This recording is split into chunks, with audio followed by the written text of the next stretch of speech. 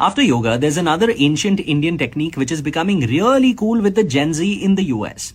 Now, they recently conducted a medical trial and they found out that if you do this ancient Indian practice, it reduces your cold on an average by 2 days, and in fact also reduces the transmission of cold and flu among people in the same household by almost 35%. And they call this practice hypertonic saline nasal irrigation, which in India is traditionally known as Neti, where you take a pot and you put water inside one nostril and drain it out of another. Neti pots on Amazon in the US are selling for upwards of $15 each, which are simple plastic pots making so much margin only because it's becoming a rage.